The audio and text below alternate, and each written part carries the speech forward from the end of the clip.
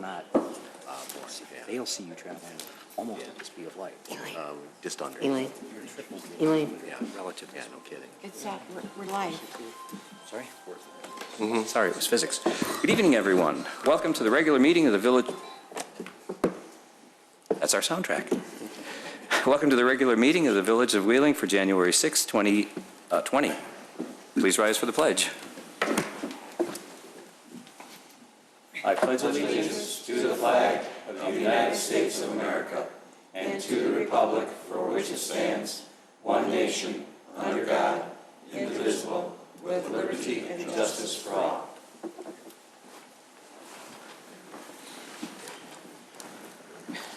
Clerk Simpson, roll call, please.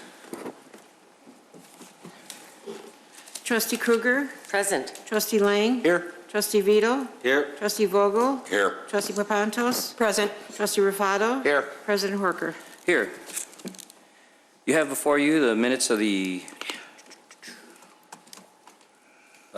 special workshop meeting of December 2nd, 2019. I need a motion for their approval.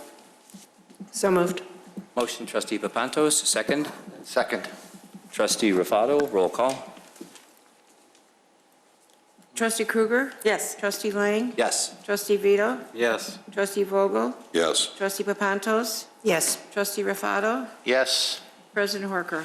Yes, you also have before you the minutes of the regular meeting of December 16th, 2019. I need a motion for their approval. So moved. Second. Motion, Trustee Vogel. Second, Trustee Kruger.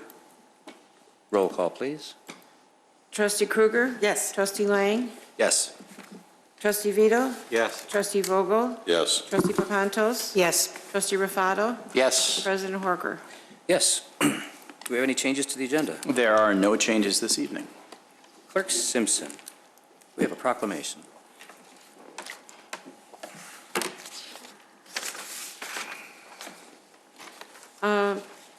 Resolution granting the 2020 George Hieber Citizenship Award to Marshall and Darlene Kaplan. The Board of Trustees of the Village of Wheeling has established the George Hieber Citizenship Award to encourage good citizenship by recognizing outstanding contributions to the Wheeling community. The President and Board of Trustees have chosen Marshall and Darlene Kaplan as this year's recipients of this annual award. Marshall and Darlene Kaplan, residents of Wheeling for many years, have provided volunteer services at the Senior Center and for the Senior Services Division for the past 7 years. Marshall and Darlene Kaplan have volunteered over 1,500 hours of their time to the Village Senior Congregate Dining Program since 2015. Marshall and Darlene Kaplan are members of the Wheeling Pavilion Senior Foundation, volunteering many hours to its annual fundraisers, and Marshall is also a member of Wheeling's Joint Review Board. Marshall and Darlene Kaplan are consistently willing to help whenever asked, take much pride in their service, and show a commitment to making Wheeling a better, safer, and kinder place to live.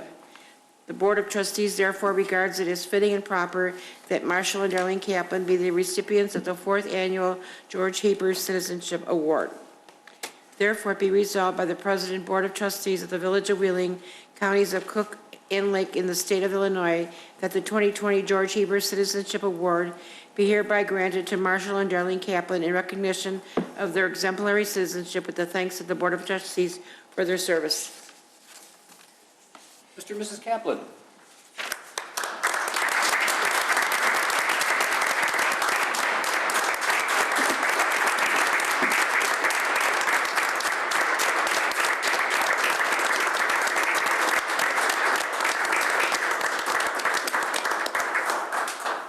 Is this on? There we go.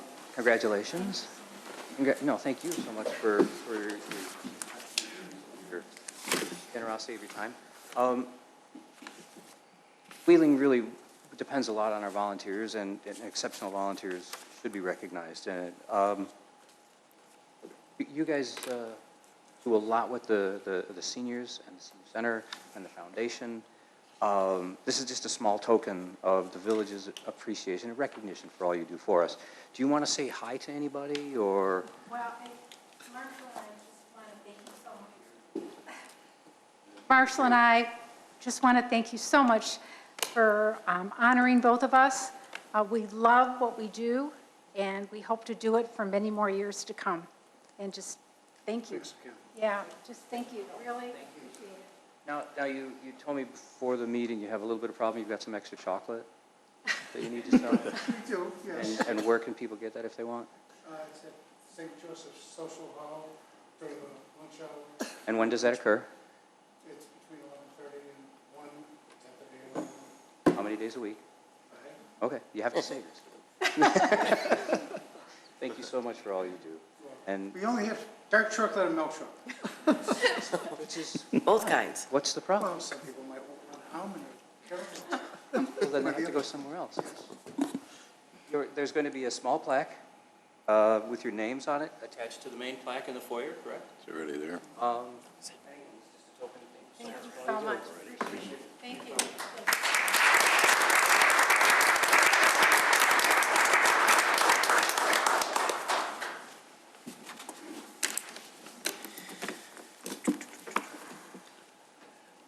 We do have some refreshments for the celebration. 10 minutes, 15 minutes? 10 minutes. 10 minutes. I need a motion for a recess. So moved. Motion trustee Kruger, second. Second. Trustee Papantos, all in favor? Aye. Recess. See you guys back in 10 minutes. Snacks.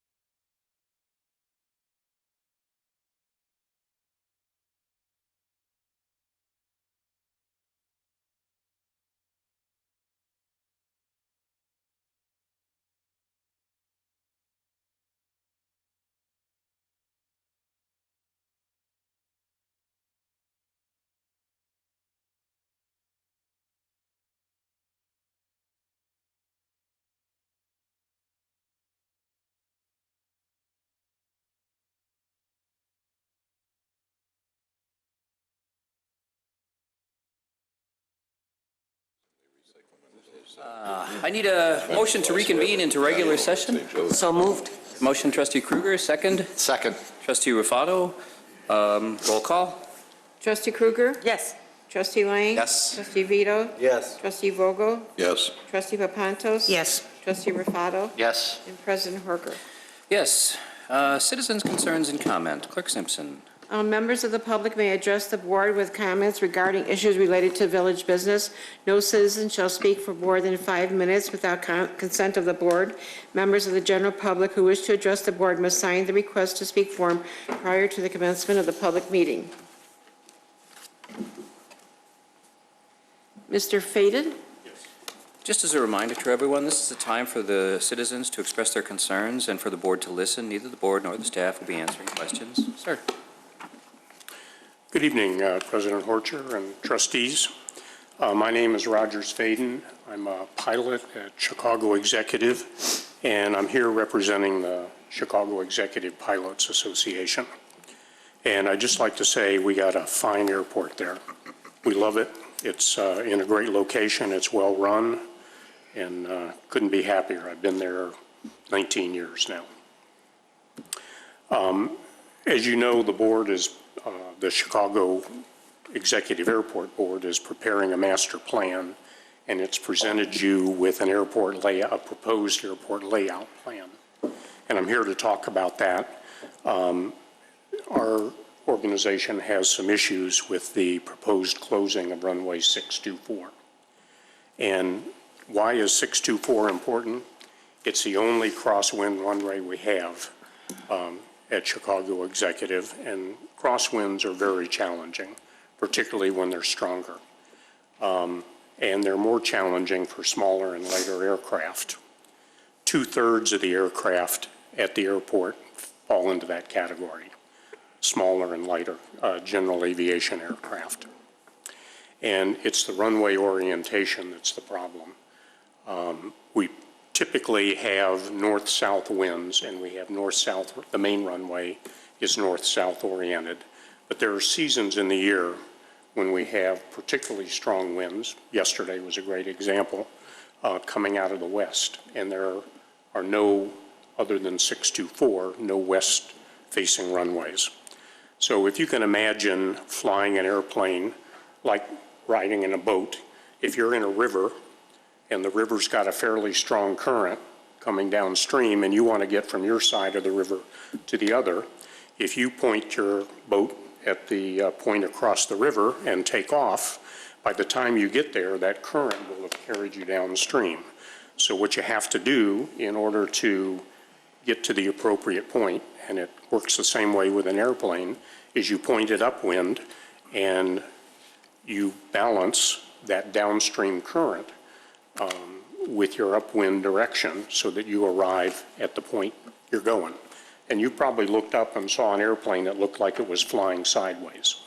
And relative to the ground it is, but it's going straight through the air, but the air is also moving. So that's the problem in landing an airplane.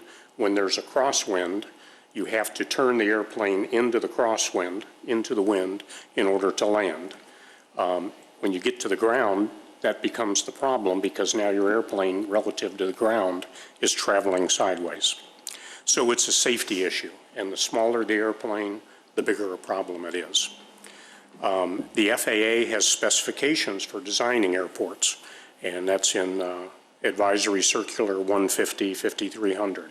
And they say you need to have a crosswind runway if the other runways don't provide 95% coverage for having less than a 10.5 mile an hour crosswind. And we don't. We've taken the data, the wind data for the last 10 years, applied the FAA matrix to it, and it comes out at about 90%. They also suggested that you use hours of operation. Predominantly executive is 6 in the morning till about 7 or 8 in the evening when the tower closes at 9. And also seasons. So when we looked at that, it falls even below 90%. 12 years ago, this board and the Prospect Heights board voted, and Wheeling was 6-0 to keep that runway open for safety purposes. And we'd like to see that same thing happen. It's a liability issue. When there's an accident, if that runway closes, some industrious attorney is going to do the same thing we did and see that the board, this board and the airport board voted to remove that runway, and I believe that will be a liability issue for you. DuPage Airport had the same situation come up recently. They wanted to close one of the runways, and the studies showed that it was not safe to do that, and they didn't. Finally, there's no need to close 624. It's a functioning runway. It's there. The master plan wants to build more hangars there, but there's currently no demand for that. So I believe it's an issue that 624 should stay open. That's your time, sir. Okay, thank you. Thank you so much. Mr. Brule? Good evening, members of the Wheeling Board. I'm Dr. Warren Brule. I'm a commercial pilot, and I'm also a volunteer pilot for an organization called Lifeline Pilots. And Lifeline Pilots is an organization that provides people that have chronic illnesses, cancer, different types of conditions, the opportunity to get to places such as Mayo Clinic, fly out of Waukegan Cancer Treatment Center of America. And so I fly quite a bit for them. And as a commercial pilot, I fly approximately 400 to 500 hours per year. And I depend on runway 624 frequently for the things that Mr. Faden just spoke about. I know that there are times when there is a patient that's depending on me to get them to treatment. and I need to be able to take off on a runway that's safe and return on a runway that's safe. And so as a tenant at Hangar 5, which is a signature hangar, I'm very concerned about that safety factor. When I look at the air traffic that goes in and out of O'Hare, you frequently will see planes either flying in over the lake or coming from the west because there are 5 runways that run in an east-west direction. And virtually every airport that is around the lake has an east-west runway. And so as Mr. Faden said, there really is no reason to take that runway out. It is a safety outlet for these kinds of a situation where a patient could be depending on a pilot that's going to get them to a place where they need to be for care. So I would ask the board to very carefully consider this when they're presented with this decision, whether or not to take this very important runway out from this airport. Because eventually, if that happens, more than likely there will be a loss of control accident. And whether it happens actually on the runway in the airport or it happens in the air, it could be catastrophic, and I really don't want to see that. It's all about safety, and that's what that airport speaks to, is the mission of safety. And I know that that's what this board cares about as well. Thank you for your time. Thank you, sir. Mr. Dennerlein? Good evening. Thank you for giving me this time to speak to you. I'm also going to speak about the airport and echo the concerns that the prior two gentlemen expressed. I've been at the airport flying out of there for 32 years. 13 years I've been based there, and I've paid probably over $60-some thousand in rent to the airport. I think it's a great airport. I'm a commercial pilot as well. I'm an aircraft commander for the U.S. Coast Guard Auxiliary, and I have a degree in aeronautical engineering. I'm also an attorney, and I've done litigation and crash work for aircraft and investigation. So I understand these issues. I understand the information that the engineering firm has provided you about the data they did and so forth. And as Mr. Faden said, I also represent the pilots group that Mr. Faden represents. We did an analysis of that same data and looked at a broader set over 10 years, and the results that's in the engineering report where they say they meet this 95% is suspect. And we've looked at the data and they do not meet the 95%. And it should be made clear that when they say they meet a 95%, it makes it sound like, well, that's a huge margin of safety. That's not really what that means. What it means is the minimum is 95% wind coverage. So you've got a range of 95 to 100. You've got a 5 percentage point range. And even the engineering firm has admitted that they've reduced the coverage by taking out 2.4, if they do that, from 99 down to 95.52. That's a 70% reduction in the safety margin that you're looking at if you take out runway 24. So even by their own numbers, which we believe are incorrect, they're really reducing the range that's available there.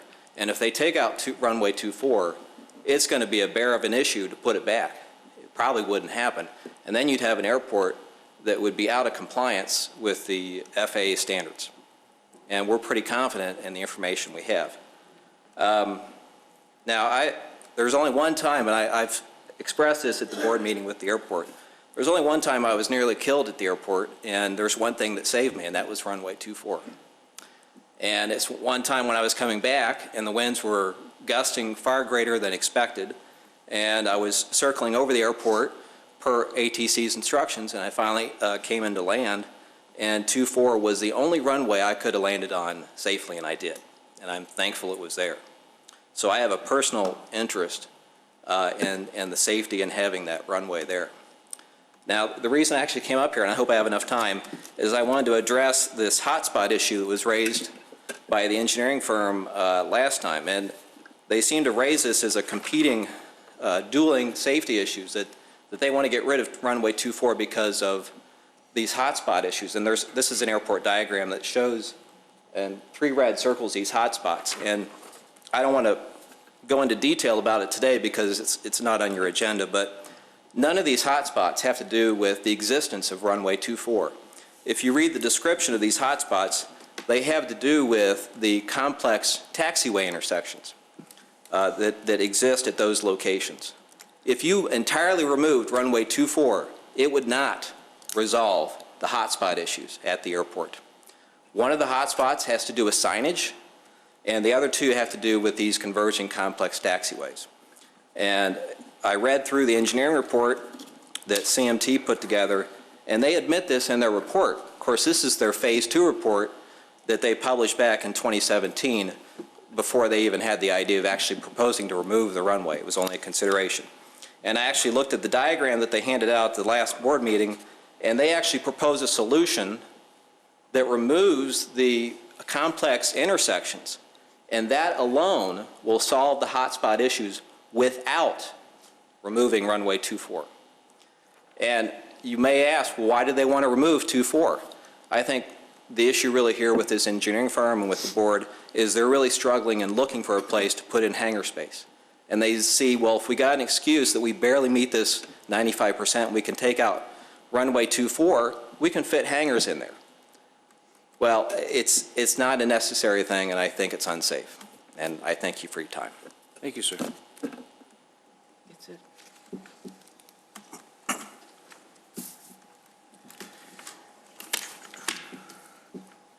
Staff reports. Chief Dunn.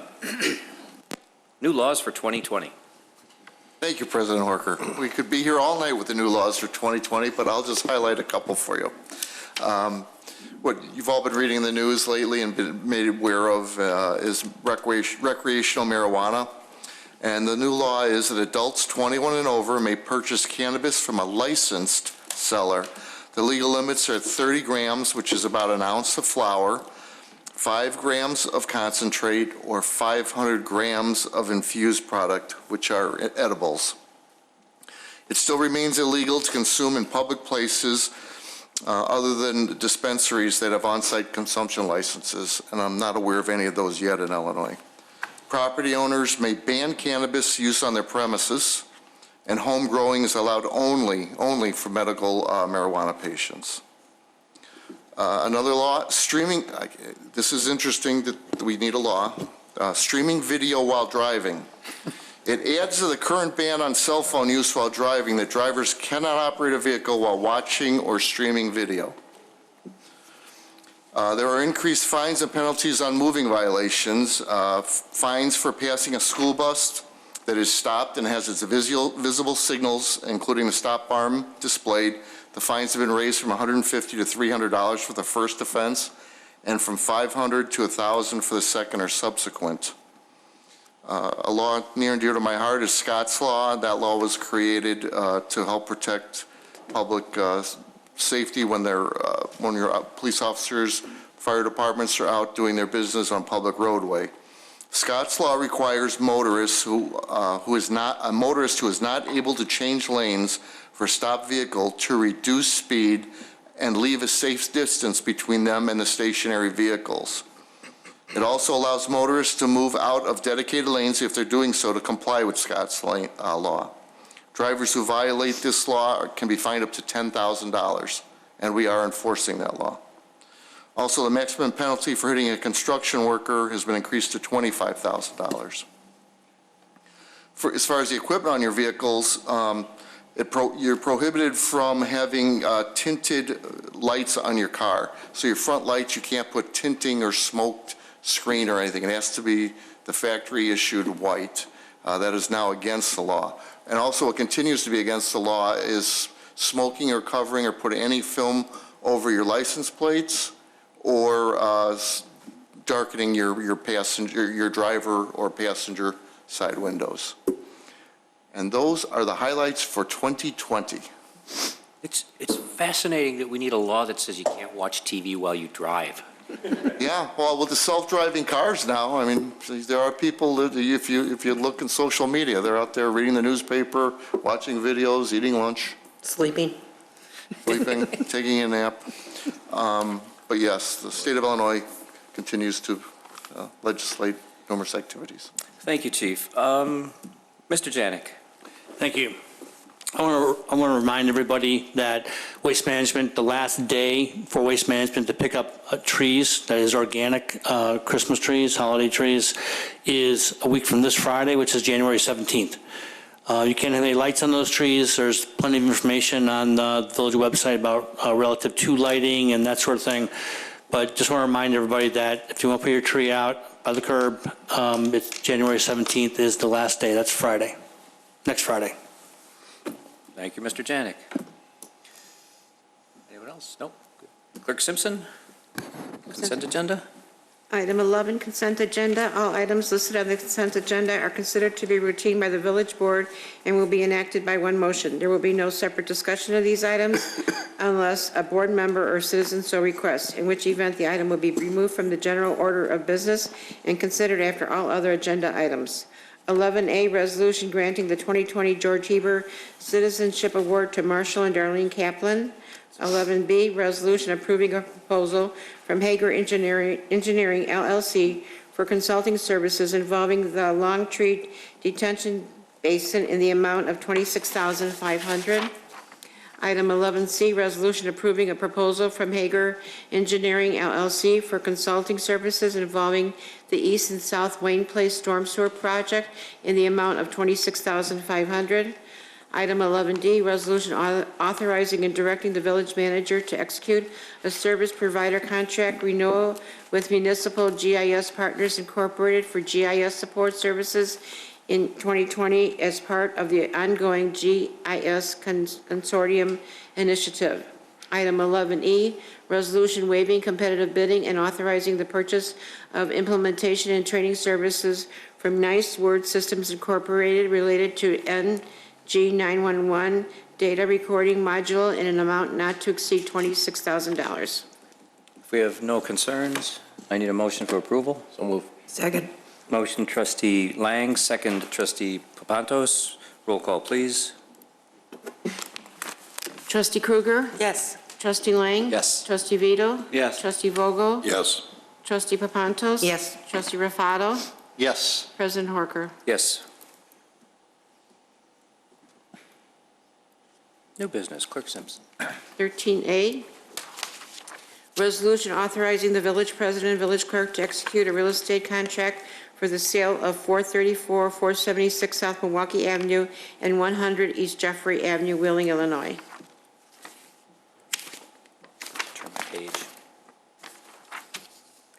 Mr. Ferrolo, what do we have? Thank you, President Horker. Before the board is a resolution that would authorize the village president and clerk to execute a real estate contract to sell village-owned property at 434 and 476 South Milwaukee. This is property that's about 2.5 acres of land that the village has marketed for several years for redevelopment purposes. The purchase price is $1.6 million. The closing is scheduled to take place after the due diligence period, which is 6 months. So if this closing is completed, we would close sometime in June. The contract is contingent upon zoning approvals received by the buyer. The buyer intends to develop the property with a sales tax producing commercial use. With that, I can answer any further questions if there are any. Do we have any questions from the board? No questions?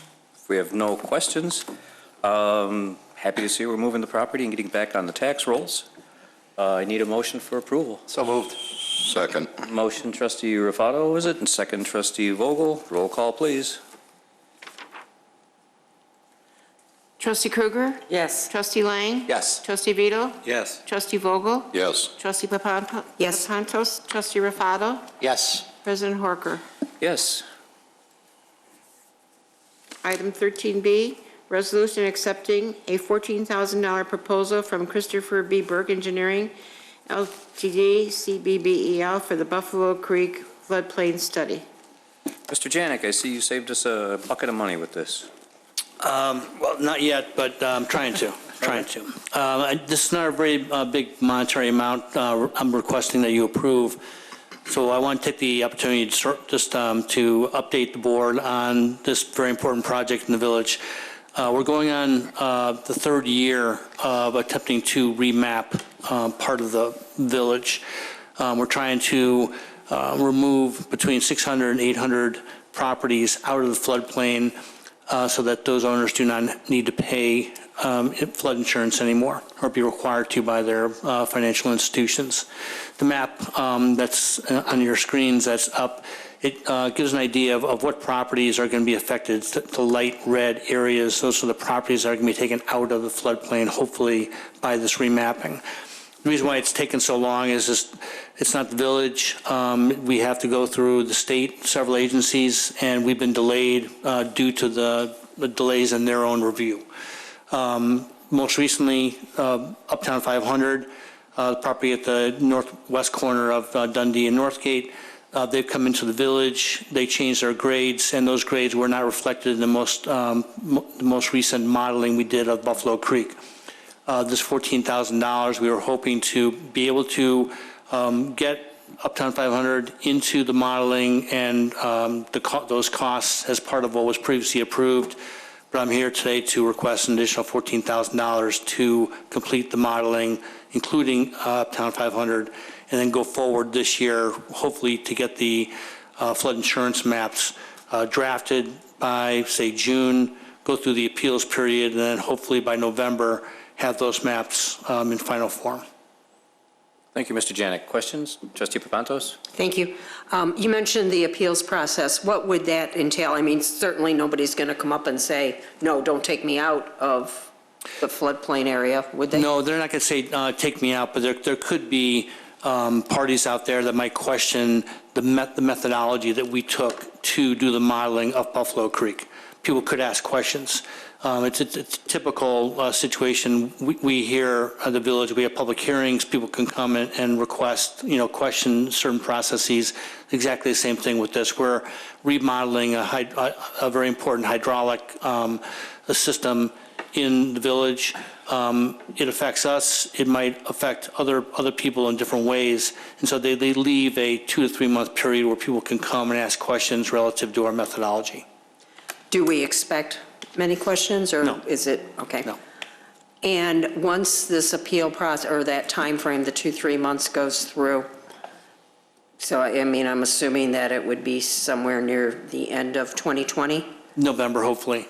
Then how long after that before we see action? Well, the firm maps, the flood insurance maps will take effect after the appeal period, hopefully in November. That's when the maps will become final, and that's when people can stop paying flood insurance on their property, well, at least according to the firm maps.